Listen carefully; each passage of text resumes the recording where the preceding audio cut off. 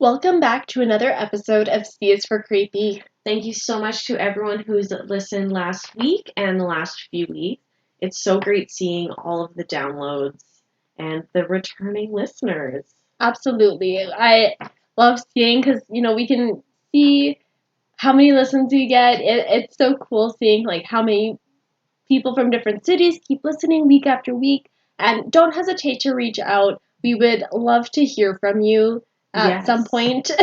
And we do have a website where you can reach us directly through our email. And please feel free to go and follow us on social media. C is for Creepy. We would love to hear and see from you guys. Absolutely. So, we are on G this week. Yes, we are.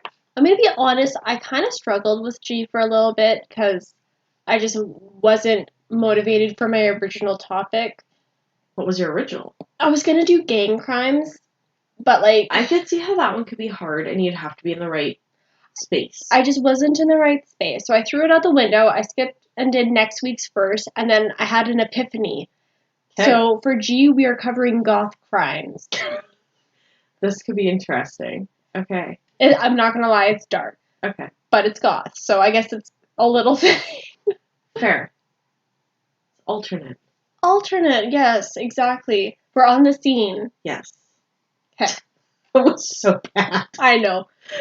My goth days are far behind me, and even then I was like goth light. So. Okay, so I seen a picture. I guess goth was not the term. It was seen.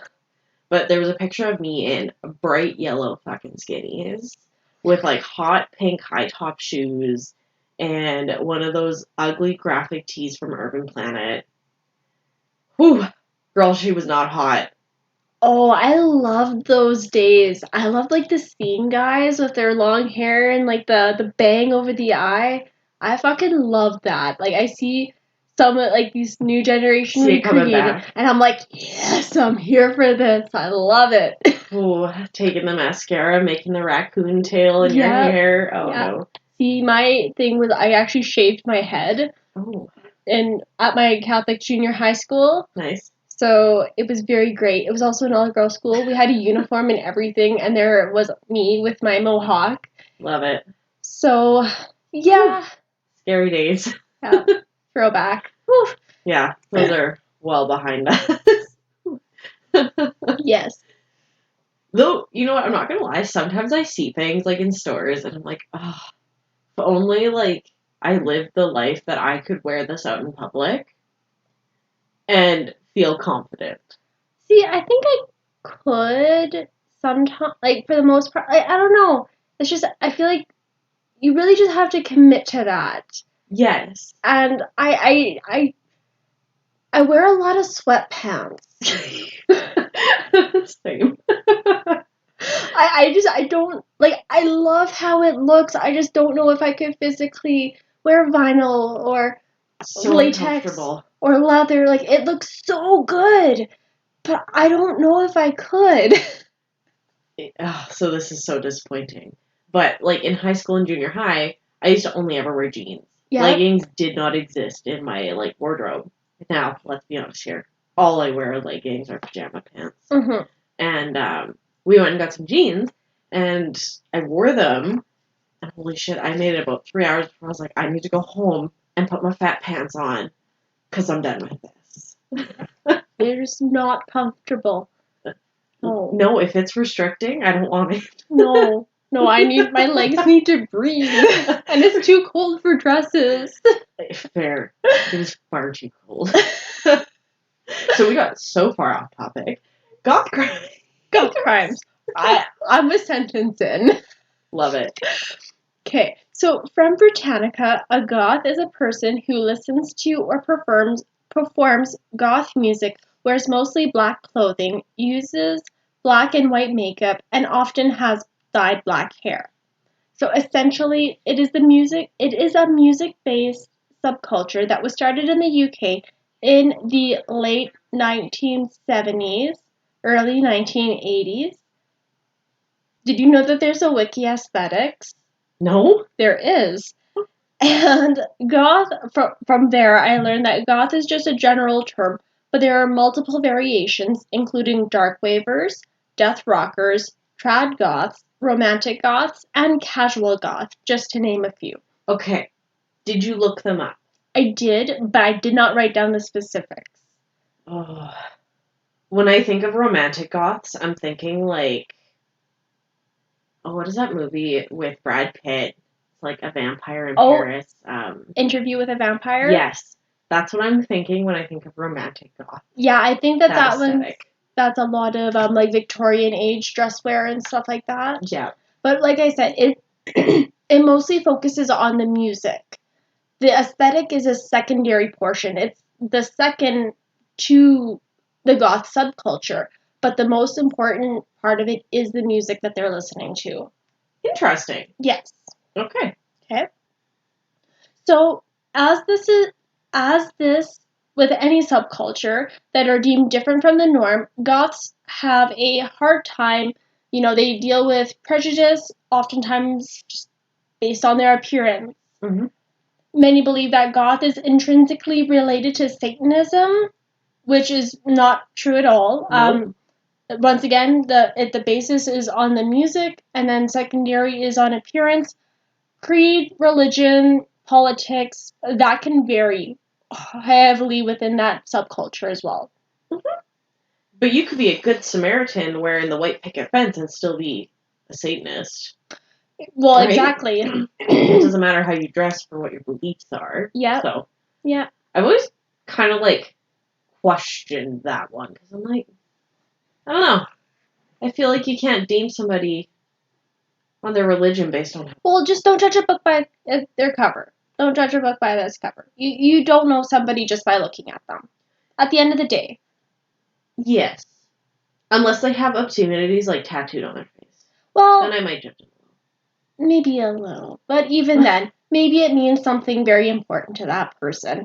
You know what I mean? Like, no regrets. no regrets. Also, although gothic elements are known to be fetishized, not all members are a part of the kink community, and sexuality and sexual beliefs do often vary between members.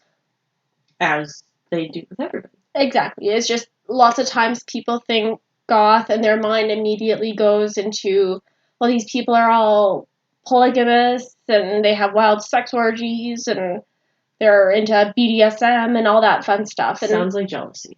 Right? Live your best life. You can do what you want to. You don't have to shame these people for living out your fantasy. Right. You do you, boo. But anyways, that's all I've got for my fun facts. On to my case. Okay. On the night of August 11th, 2007, 20-year-old Sophie Lancaster and her boyfriend Robert Maltby were walking home from a night out at around 1 in the morning.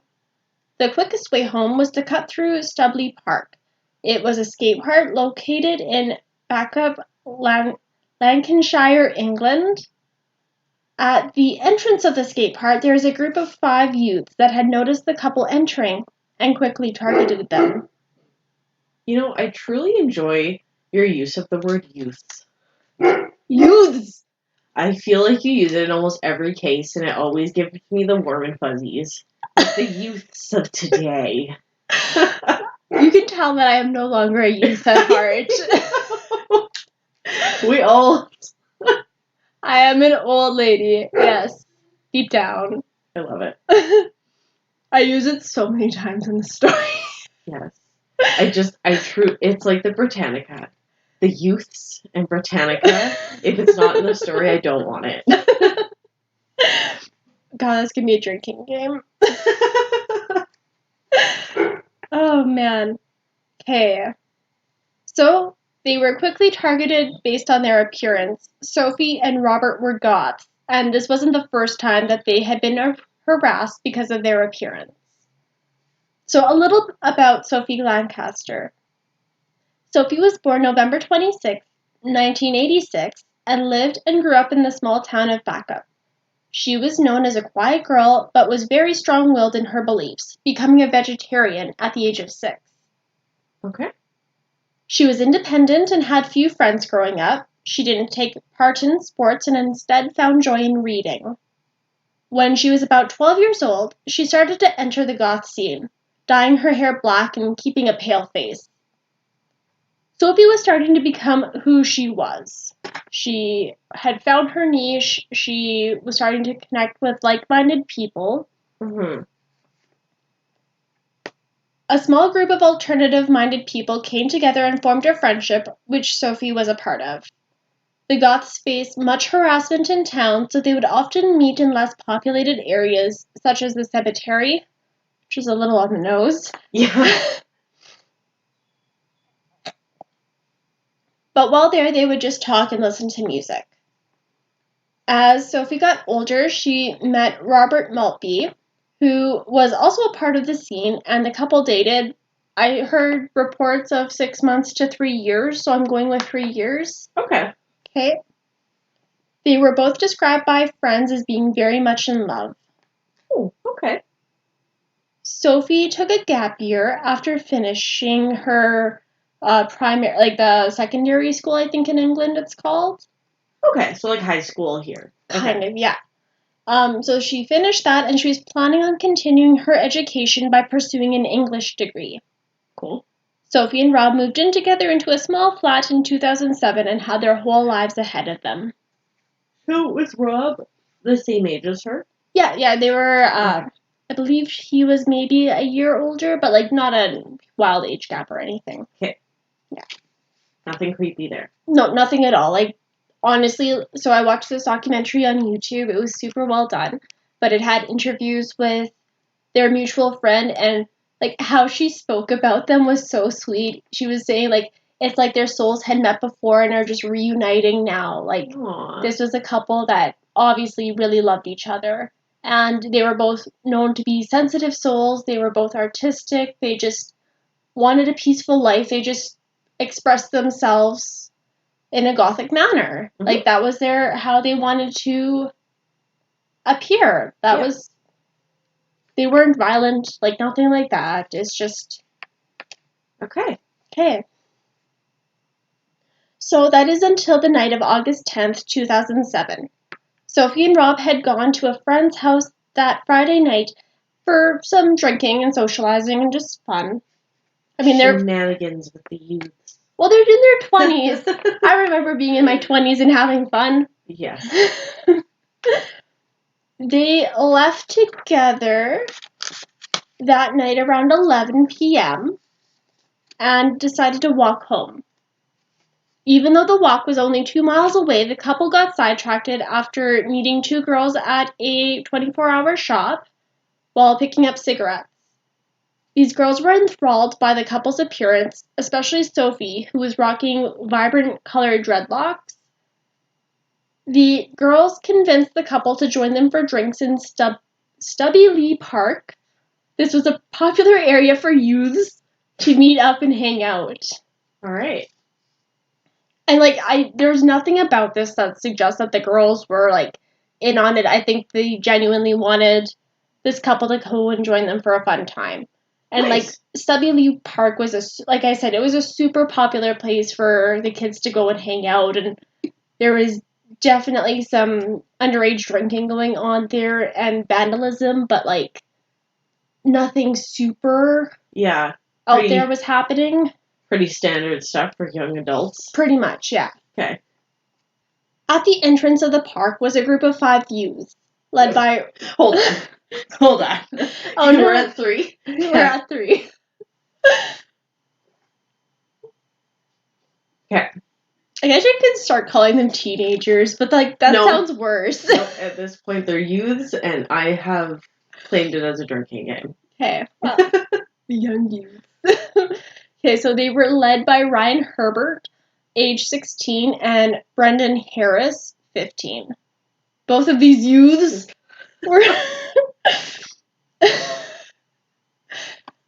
were known to get up to bad behavior, such as drinking, vandalizing, and assaulting others. Usually, naughty boys. Very. Naughty boys. Very.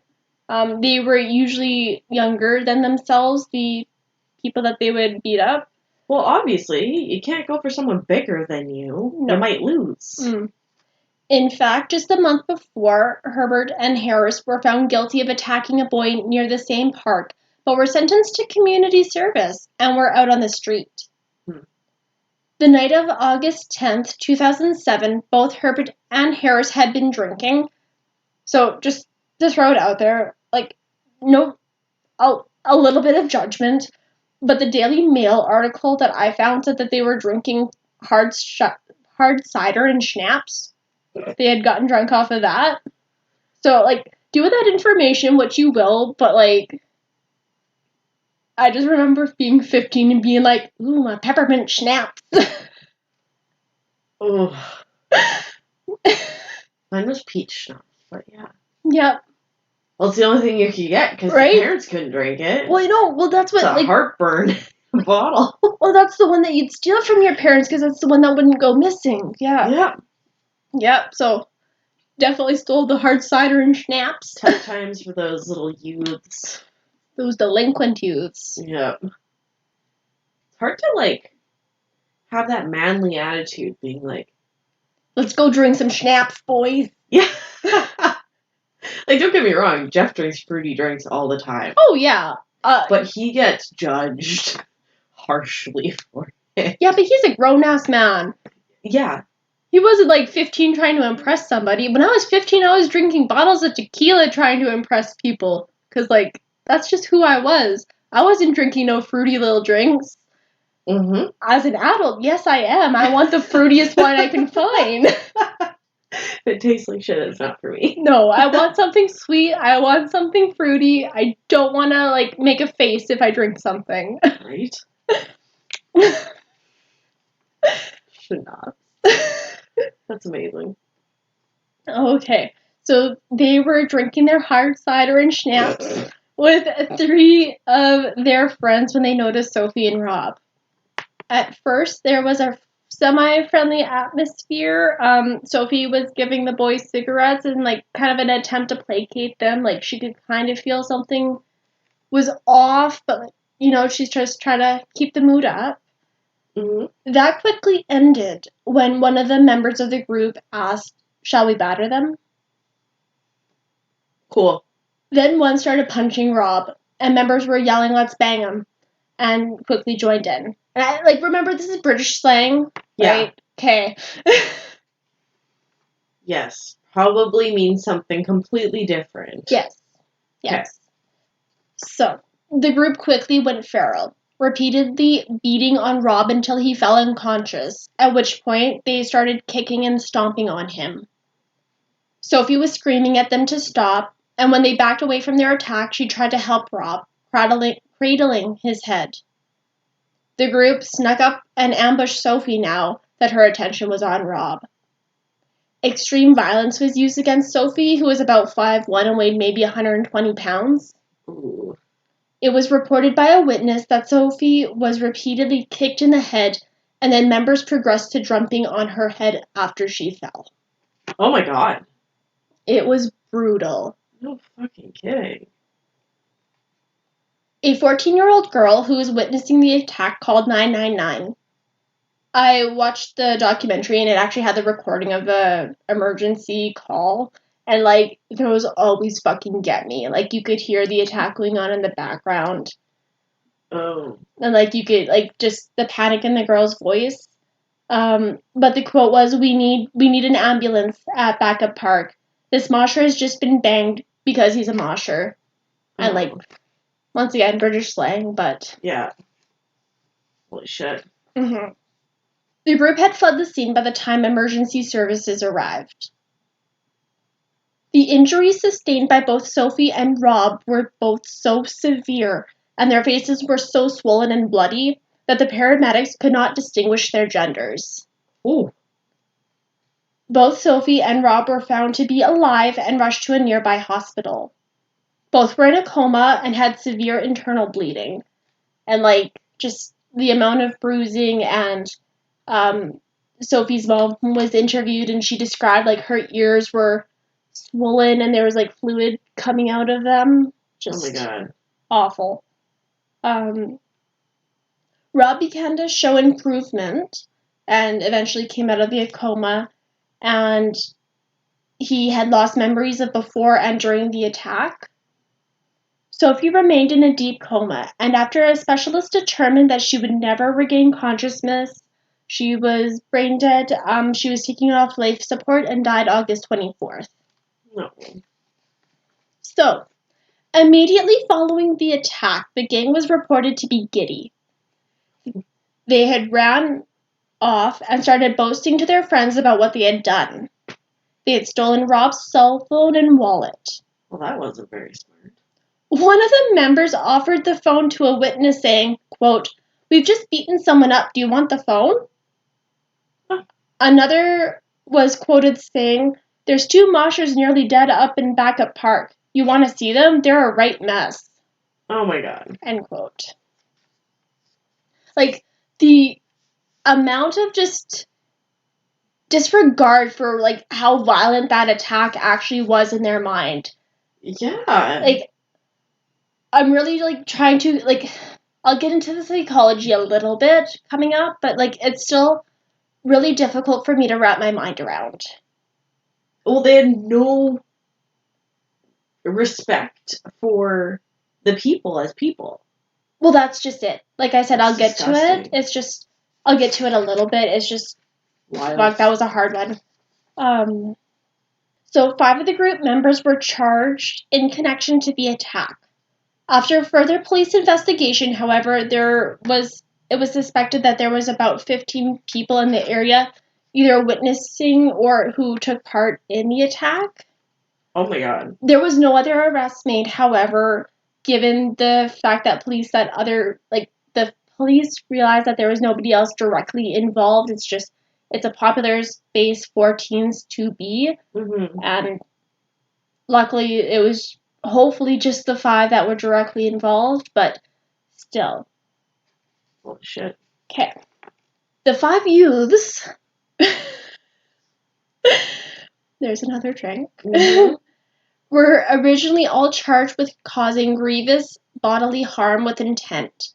But following Sophie's death, all 5 were then charged with her murder. And it's actually really interesting. During the documentary, the police went into... So it took 13 days. There was kind of that limbo with whether Sophie would live or die. And they chose to have a forensic pathologist investigate her wounds before she died. Because the fact that, like, some of those injuries could start to heal during that time, and they needed a detailed record of everything that happened. But, like, trying to make that call, I can't imagine, like, how difficult that would have been. Yeah. The motivation for the attack was based on the appearance of Sophie and Rob. They were targeted because of their gothic appearance, and so were labeled other than the group that attacked them. Oh. This mentality allows violence to escalate without guilt because the victims are no longer deemed human by that group. There's us and there's them. So that they can just attack without remorse. Because we've seen that go well over the course of time so many times. I'm going to eventually cover, like, an actual mob mentality because I find it so fascinating how people as individuals might not do something, but as soon as you get a group together, the absolute atrocities that people together can do is just so mind-boggling, but it's so fascinating. So yeah. I'll get more into that at a later date. I do also want to mention, though, that in this particular case, there was an audience. Like I said, there was at least 15 other people there. So that could have contributed to the ferocity of the violence used. Putting on a show? Exactly. So it's possible that maybe members of the crowd encouraged the attack. But once again, you get that mob mentality where, like, somebody says, "Well, kick them harder," and it just, the violence escalates and escalates until it's too far. Yeah. That's disgusting. So the trial started on March 10th, 2008, and all members of the group pled guilty to the charge of bodily harm. Ryan Herbert pled guilty to murder, and Brendan Harris pled not guilty. The opening of the trial started with, quote, Sophie and Rob were singled out not for anything they had said or done, but because they looked and dressed differently. There was a number of witnesses called to testify, each describing the level of violence used against the young couple. So the forensic pathologist was able to determine that the wounds Sophie sustained had to have been caused by more than one person kicking her head at the same time, which was critical evidence for the prosecution. Mm-hmm. Harris was found guilty of murder, and both he and Herbert were sentenced to life in prison. Good. Minimum sentence recommendations from the judge were set at least 18 years for Harris and at least 16 years and 3 months for Herbert. But they also had a previous charge. They did. Okay. Yeah, they had had multiple run-ins with the law previous to this. Okay. So it was not a surprise. It's so frustrating that it got to this point. Well, I think that there's something to be said with wanting to try to rehabilitate Mm-hmm. young offenders, especially. Like, if you can go the option for rehabilitation, absolutely, that needs to be explored. Mm-hmm. But What year was this in again? this was 2007 that the attack took place.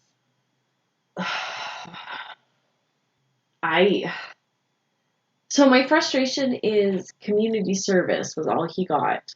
Both of them, yeah, for like I said, a very similar attack against a younger boy, and the only reason why it was stopped is because like a mother got involved and was able to. Yeah, I have a really hard time accepting that you had no idea it was going to escalate to them killing somebody. If you had multiple run-ins with the law, why was there no therapy included? Well, that's just it. There could have been a community service, but it could have been community service that mandated them to have to help people that had been maybe some sort of volunteering at a abuse shelter, or something that actually shows Productive. Yeah. On top of that, they definitely should have had some counseling. There should have been more guidance there, more actual hands-on rehabilitation. Yeah. For sure. And I think that's where I get so frustrated with the government and the laws and the court system. Is it's if we seen a pattern, Mm-hmm. why did we not do everything in our power to stop it before it became this? Getting into the court system, it's very frustrating because on one hand, you either get a slap on the wrist lots of times, or you get the full force. There's not really a productive middle ground. Yeah. And that's definitely something that needs to change. Mm-hmm. So hopefully that can come about. But until then, I know you don't have an answer for me. I don't. I'm just voicing my frustration. But that's definitely how I feel. Is we gotta get a productive middle ground that actually aims to rehabilitate offenders. We can't just lock them up forever, and can't just sweep them under the rug until something bigger happens. So, until something better comes along. Yeah. Okay. Also, because they were young offenders, their names had previously been withheld during the trial, but they were now made public. Oh. After the effect, because they were charged as adults. And to, I think, just the nature of their crimes as well. I think the judge warranted getting that. I didn't include any of the quotes from the judge, but he went off on oh yes, he had some very strong words for what they had done. The other 3 members were also sentenced to between 4 and 5 years for the grievous bodily harm charge. The other 3 offenders were not charged for their murders. For the murder. Okay. So the attacks were made very public. There was a lot going on in the media about them. Many people left flowers at the site of where the attack happened. Sophie's mother and other family and friends started the Sophie Lancaster Foundation with the goal of promoting tolerance and acceptance of others. The mission statement of the Sophie is stamp out prejudice, hatred, and intolerance everywhere. which makes up the word Sophie. Aw. Part of what the organization does is go to schools and educate students on learning about equality and diversity, how to recognize and manage emotions, and respect for others. It also educates about bullying and hate crime. In 2013, the Greater Manchester Police Force announced that they would be recording attacks on members of alternative subcultures, such as goth or punks, to be recorded as a hate crime. Okay.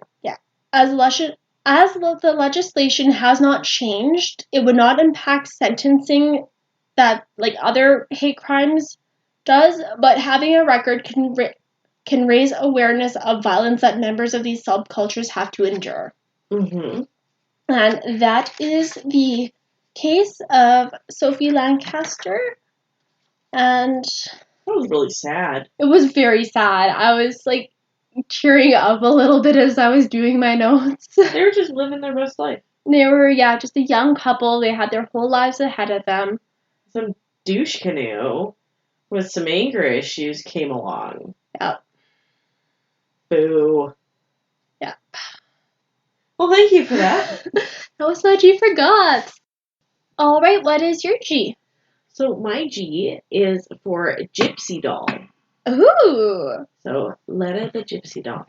I got all of my information from Wattpad.com, Amy's Crypt, Possessed Dolls, and PedestrianTV.com. Okay. So Letta's story can be traced back to a small town of Wagga Wagga in rural New South Wales, Australia. In 1972, a young man named Kerry Walton returned to his Australian home for his grandmother's funeral. During this time, he and his brother decided to face a childhood fear by visiting an abandoned house that had haunted them for years, having heard countless stories of it being a haunted house as kids. Ooh. When he went into the house, underneath the floors of the decaying property, he spotted something sinister, which at first glance looked to be the body of a dead child. What? Okay, that would be a very sinister thing to glance upon. Yes. Upon closer inspection, Carrie had discovered a strange doll with a wicked grin. Carrie felt compelled to rescue the doll from beneath the house. What? No, it's there for a reason. Yeah. He then also felt compelled to take the doll home. Yeah. I don't like his life choices. No. I'm gonna be honest. They've been together ever since. And it was on the long drive home to Brisbane that the brothers were to dub the doll Letta Me Out. After making jokes that the doll appeared to be moving within the sack he was being transported in. No. Okay, but that is like the most Aussie thing to do. Like, this doll is trying to escape and they're like, let me out. Right? Oh my gosh. So, because so many strange occurrences had happened surrounding the Letta Me Out doll, his new owner became curious as to what they could learn about the mysterious children's toy.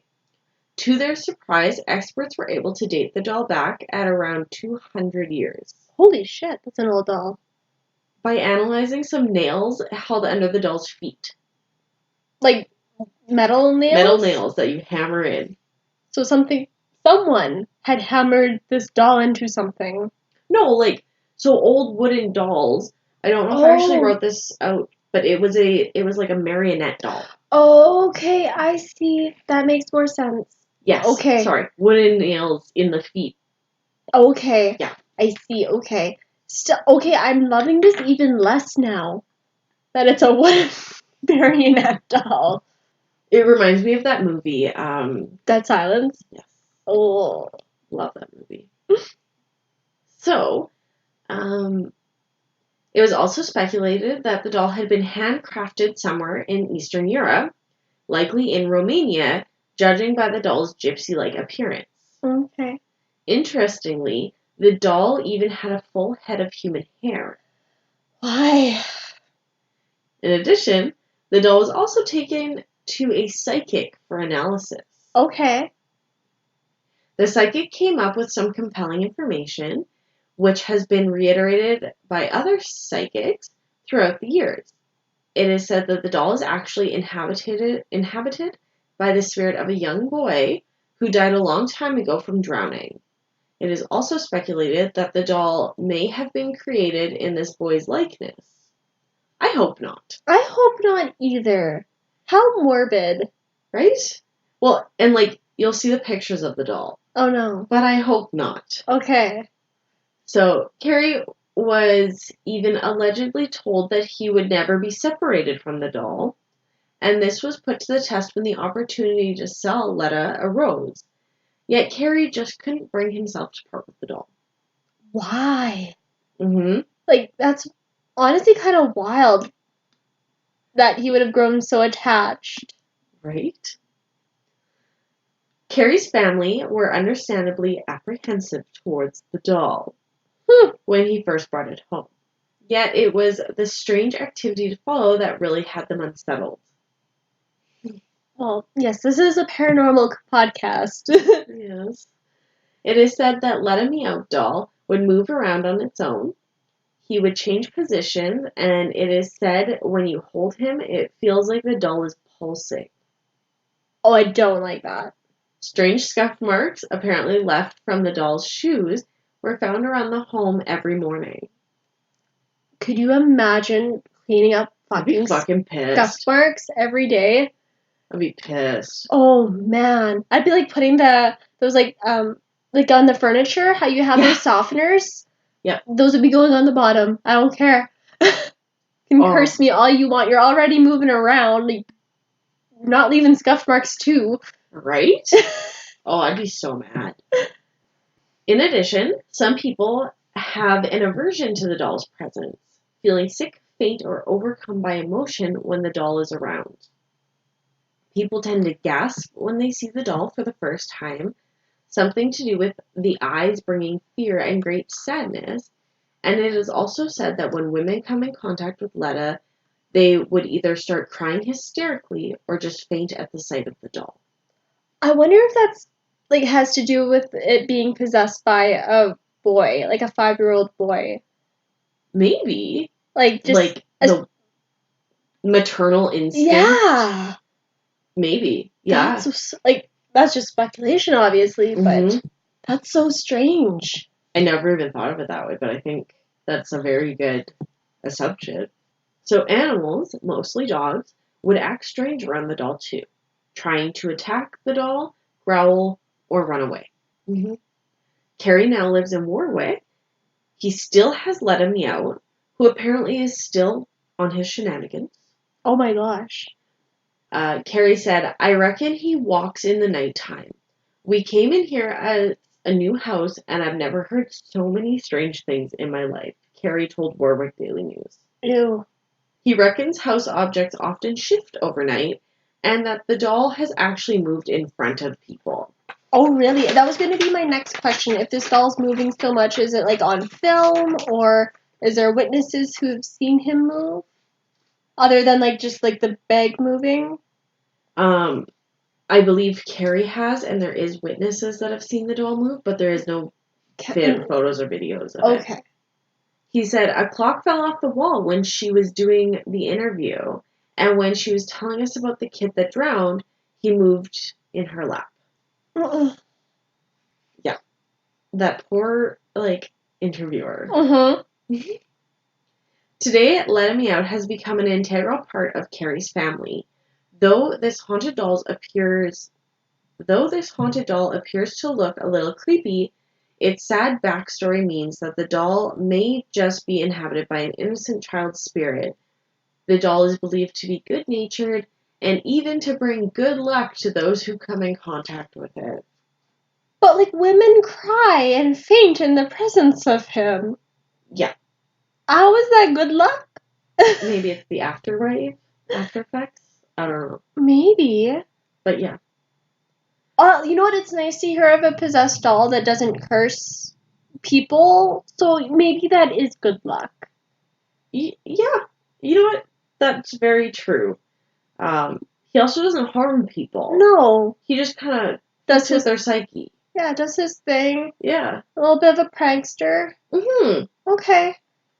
What I don't want any of my dolls to be haunted if I were to have them, but No. could be worse. Yes.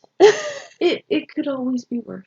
Could be a lot worse. But I still don't want a haunted doll. No. I'm sorry. No. Mm-mm. You know what, like a haunted rubber duck maybe? But I think once it has like autonomy. I think like the more human something is, Mm-hmm. the less I'm thrilled about it. You know what, even if it has arms and legs and has the general outline to be able to walk at me.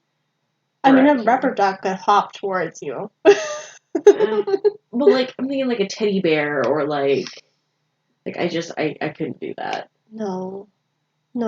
Animate objects should just stay inanimate. Yeah, I agree. Ideally. Yeah, great. So that is the story of Letty the Gypsy doll. That was a fascinating story. Thank you.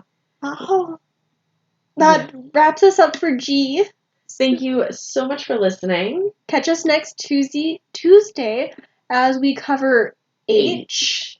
And don't forget, this Friday we have an episode of Nocturnal Novellas coming out. Yes, and please make sure to rate and review us online. We would love to see and hear from you. All right, thanks for listening. Bye. Bye.